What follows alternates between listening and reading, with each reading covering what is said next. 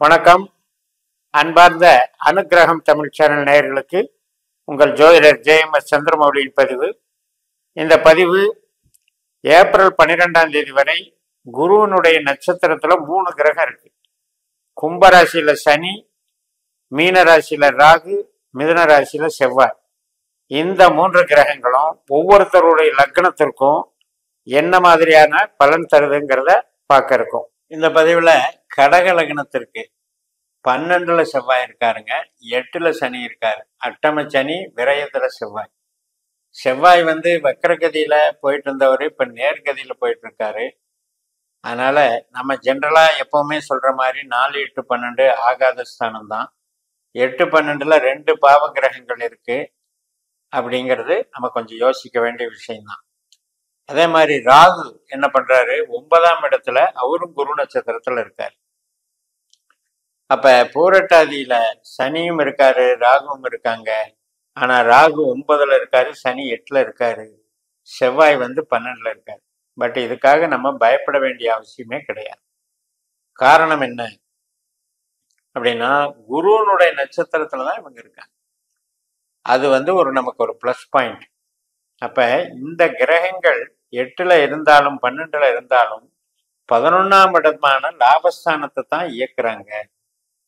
ஏன்னா இந்த லாபஸ்தானத்துல இருக்கிற குருவனுடைய நட்சத்திரத்துலதான் இவங்க இருக்காங்க.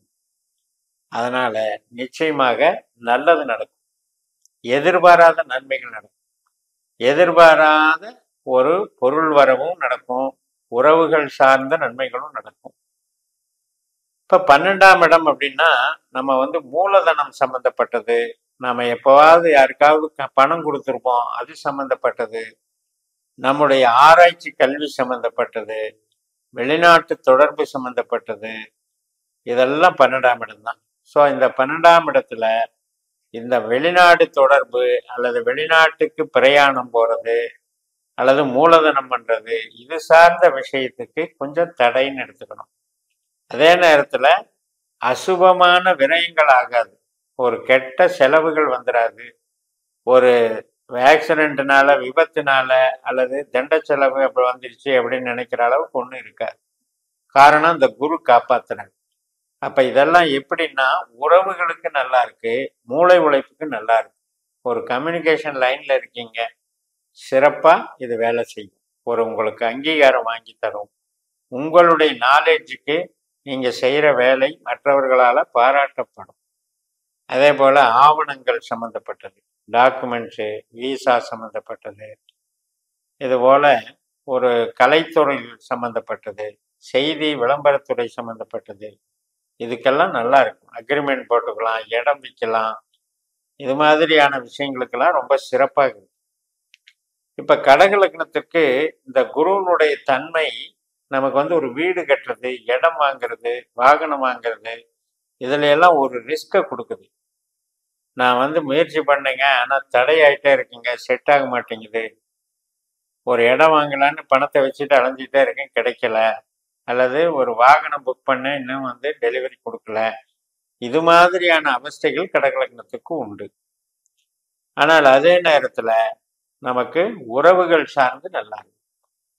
இப்ப குழந்தைகள் படிப்பு, குழந்தைகள் பிறப்புக்காக நம்ம இன்வால்வ் ஆகுறது, இதெல்லாம் சிறப்பு தரும்.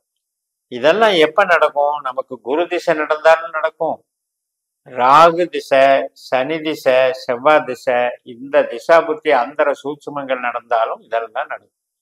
அப்ப எல்லாமே நம்ம ஜனன ஜாதகத்துல எந்த கிரகம் என்ன கேரக்டர் வாங்கியிருக்குன்னு பார்த்துக்கிட்டு அந்த கேரக்டர் வழியாக இந்த கோச்சாரத்துல இந்த நன்மைகள் தருது.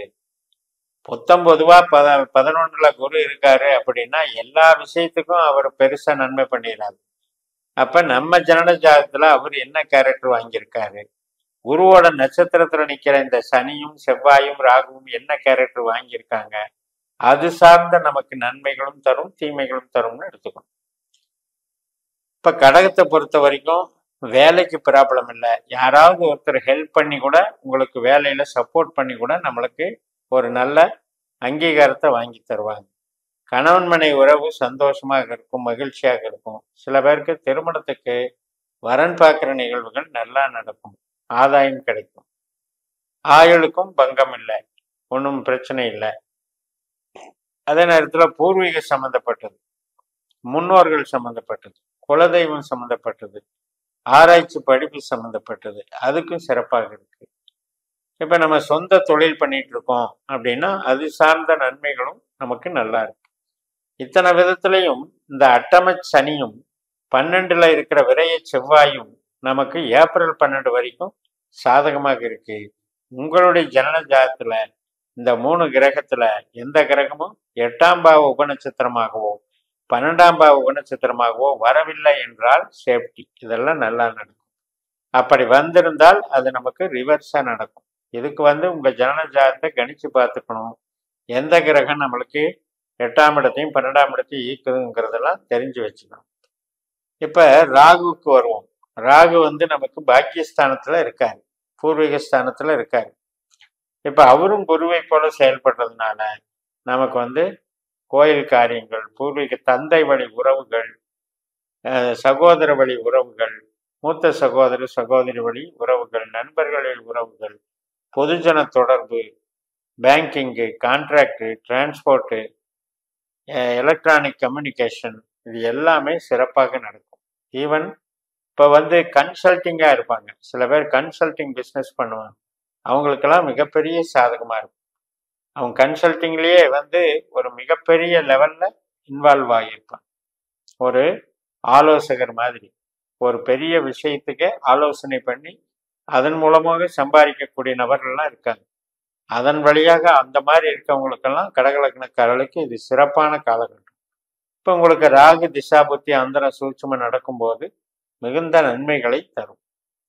இப்ப ராகு திசாபுத்தி நடக்கும்போது செவ்வாய் கொஞ்சம் ட்ரபுள் பண்ணும். செவ்வாய்ங்கிறது யாரு? கூட பிறந்தவங்க சம்மந்தப்பட்டவங்க.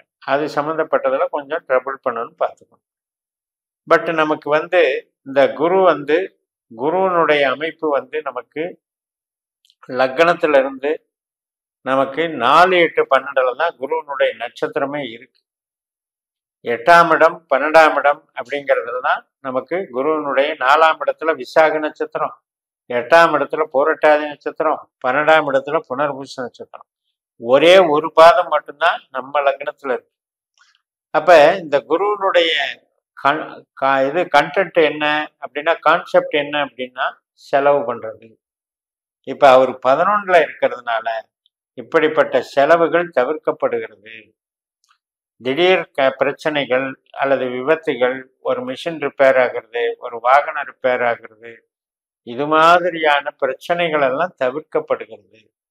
அப்பேற்பட்ட குருவனுடைய சாரத்துல நட்சத்திரத்துல தான் இந்த 3 கிரகங்களும் வேலை செய்யுங்கும் போது இந்த 4 கிரகங்கள் சார்ந்த திசையோ புத்தியோ அந்தரமோ சூட்சமோ உங்களுக்கு நடக்கும்போது இதெல்லாம் பாசிட்டிவா நடக்கும், நல்லதாக நடக்கும் அப்படிங்கிறத நம்ம புரிஞ்சுக்கலாம். இப்ப நம்ம லக்னம் அப்படின்னு எடுக்கும் பொழுது இப்ப நம்மளுடைய லக்னம் சார்ந்து நமக்கு என்ன வேலை செய்யும் அல்லது தொழில் சார்ந்து என்ன வேலை செய்யுங்கிறத 2 பிரிவா பிரிச்சு தான் பார்க்கணும். இப்ப உறவுகள் சார்ந்த விஷயத்துக்கும் மூளை உழைப்பு சார்ந்த விஷயத்துக்கும் தான் இந்த குரு சாதகமாக இருக்கிறது. உற்பத்தி சார்ந்த விஷயங்கள், ட்ரேடிங் பண்றவங்க அல்லது நம்ம வாங்கி ரொம்ப ஸ்டாக் வச்சு விற்கிறது, இந்த மாதிரி இது பண்றதுக்கெல்லாம் நல்லா இல்லை. அதே மாதிரி வீடு கட்டுறதுல கன்ஸ்ட்ரக்ஷன்ல டிலே ஆகிறதுக்கெல்லாம் இந்த குரு தடையா இருக்காருன்னு சொல்லி நிறைவு செய்கிறேன். இந்த சேனலை சப்ஸ்கிரைப் பண்ணி ஷேர் பண்ணுங்க. உங்க தனிப்பட்ட ஜாதக பலாபலன்களை என்னுடைய வாட்ஸ்அப் நம்பர்ல தொடர்பு கொண்டு பலன் பெறுங்கள்.